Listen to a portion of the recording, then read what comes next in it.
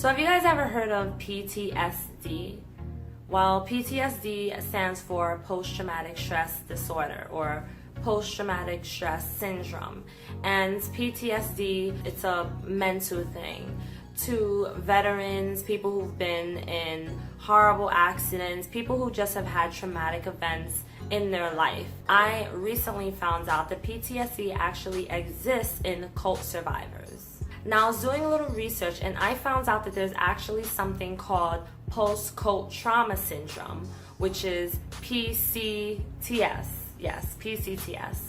A woman named Margaret Singer, she was a psychologist and she studied the influence of groups and cults. And I actually started watching a bunch of her video series on YouTube when I decided to leave the ICOC, and she really helped me to leave because I did not know I was in a cult until I really started to look up information. Down below in the description box, I will have a link to the website that I found this on and some information on Margaret Singer. I'll see if I could pull up some videos and link them down below. Margaret Singer helped me to realize that the ICOC is a cult, and that is how I was able to tell whether what I was a part of was normal or not. So I want to get back to this post-cult trauma syndrome. Some people can leave the ICOC or leave any cult for that matter and feel okay. Some people can leave and they don't feel any emotional connection to the cult because that's just how they're wired. And then there are other people who were so emotionally invested in this cult, such as myself, and we leave and it really affects us. I have a list here of symptoms, so I'm gonna read them off to you, and then afterwards I'm gonna go into my own personal experience of whichever one of these symptoms relate to me. A sense of loss, spontaneous crying, depression, fear of evil spirits taking over, confusion about right and wrong, guilt and shame, sexual conflicts, fear of going insane, alienation from family and friends, loneliness, panic and anxiety, fear of not obeying the cult's wishes, fear of God's wrath and loss of salvation. Okay, so I can relate to pretty much most of these on the list, so I know many of you can too, and I thought it would be a good idea if we just dive a little deeper into these. Now we're gonna start with sense of loss. When I left the ICOC, I had a huge sense of loss, and it lasted for probably about a year.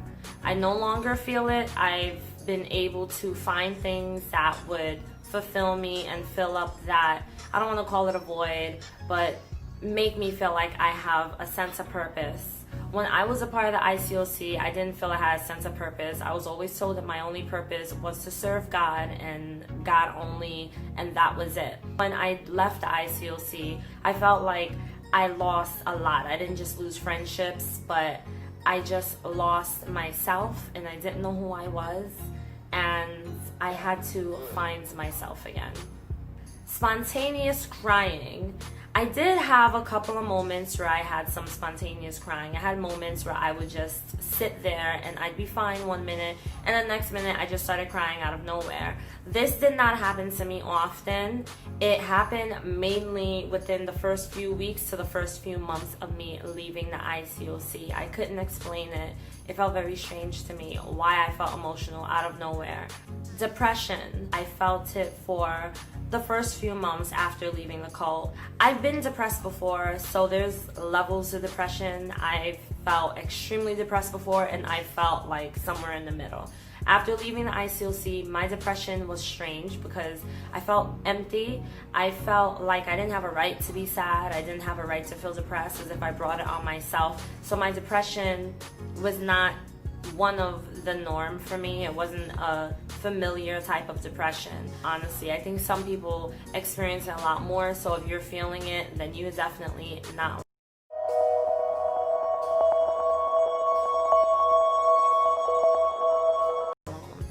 Fear of evil spirits taking over. I was scared to death to read certain books. Sometimes I still am. I was afraid of allowing myself to open up to certain things, to learn about different religions, especially Buddhism. I actually like some of the practices of Buddhism. And so I felt that evil would follow me. I had nightmares where I thought that my nightmares were because I left the cult and because I had opened a door to evil spirits because I was no longer reading my Bible. It was very overwhelming, and being a part of this cult, you do fear Satan following you. I remember I would say that Satan follows me everywhere I go, or he watches me at night. It was just really creepy stuff, but it was just my feelings and it felt really real. And if you're experiencing fear, know that you're not alone, and this is something that a lot of the members are taught to believe, and they're taught to tell you that if you are not in the Word, then you're allowing for any evil and for Satan to take over. I was definitely confused about what's right and wrong up until probably a few months ago, actually, and it's been 2 years since I left the ICOC. I was just like, okay, I always thought this was right, but now I think this is wrong, but what if I'm wrong and it really is right? It was just one of those kind of things, and it's very confusing, and you get to a point where now you have to rebuild your life and build your own set of beliefs and your own faith based on what you feel and what you believe, rather than what people are telling you you have to believe. So that confusion can become very overwhelming, and it could definitely overpower someone. Guilt and shame, something that I think majority of us have experienced, because I've spoken to so many people who told me they felt guilty over something. I definitely felt guilty. I felt guilty when I left. I felt guilty if I had friends who were not Christian. I felt guilty having friends outside of the ICOC. I felt guilty about the fact that I didn't want to be in the ICOC. I felt guilty for everything. If I read a book that was not about God and I enjoyed it, I felt guilt. If I watched a movie and enjoyed it, or listened to music that had nothing to do with God and enjoyed it, like thoroughly enjoyed it, I felt guilty. I even felt guilty of getting rid of the stuff that reminded me of the ICOC. We become so involved in this cult, or in whatever cult you may have been a part of, that your whole identity is now wrapped up in it. And when you finally break out of that shell, it's like breaking out of glass that it just shatters all over the place, and you feel like you're left to pick up the pieces, and you don't know how to deal, and it's a very confusing time. Sexual conflicts. This is one thing that I did not experience. I guess because I'm married and my sex life was just the same before and after the cult. So I think this would probably relate more for those who were single, who were in the singles ministry of the ICOC. When it comes to sexuality and when it comes to just sex in general, they are very strict as to the rules of what you do and you don't do. So I could understand if someone who was a part of this church probably has issues with how they view sex after leaving, or with opening up sexually, or feeling comfortable with their sexuality. Fear of going insane. I thought that I was going insane for a very long time. Even before I left the cult, I thought I was going insane, because the simple fact that I didn't feel anyone could relate and understand how I felt. No one could grasp why I felt the way I felt. So I started to think that I was just going crazy. Sometimes all these feelings are so overwhelming, and you have so many thoughts running through your minds all at once, that you just start to feel like you're going insane. Like, you literally feel like you're going crazy.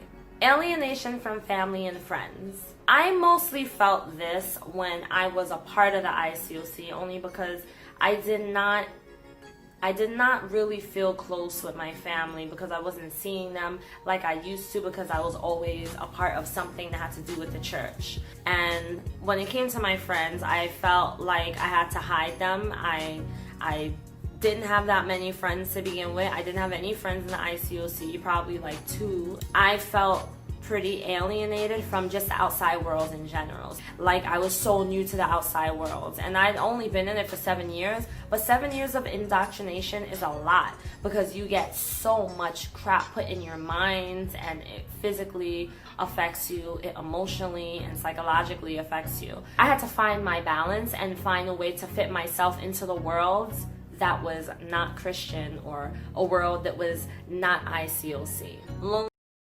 You do it every year, but it never gets old.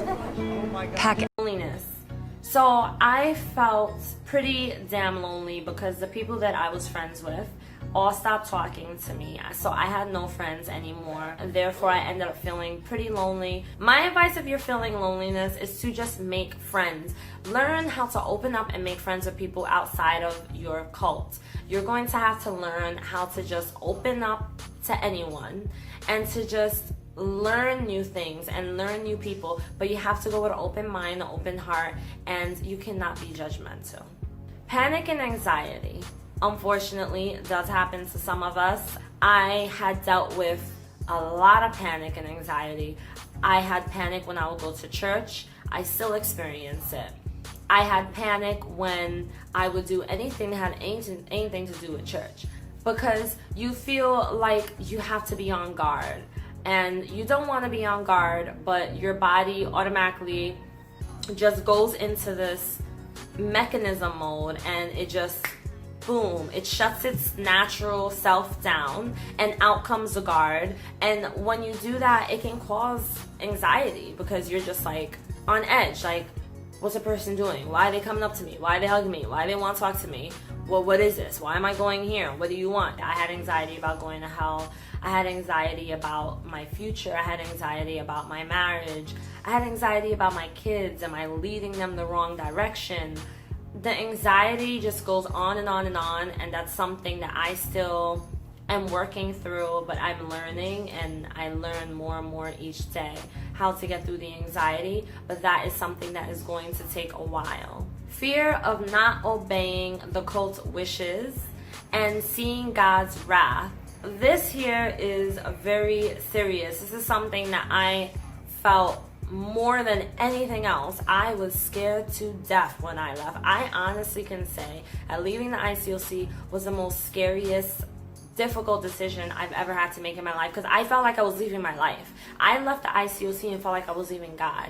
I felt like I was leaving religion or just Christianity, something I grew up with my entire life. I literally felt like I was leaving all that, and that was never my intention. That wasn't what I wanted. I just wanted to leave the church, and that was it. So I definitely feared for my loss of salvation, and I feared that God would leave me and he would never want to have anything to do with me. So if you are fearing loss of salvation, or if you're fearing that God is going to have his wrath on you, you're not the only one. And I'm not going to sit here and tell you don't feel that way, because you're going to feel that way. Especially if you were so invested and involved in your church, you won't be able to help it at that moment, but that is something you're going to have to take steps to work through. So guys, I hope that this video helped you at least to understand whatever you're experiencing. I could talk about this so much more, but this video will never end because there's just so many things we can say about it. So how about we do this? How about for the next several videos, we speak more about this, about the symptoms of the PTSD, how it affects us, and we just get into each symptom individually and see how can we get through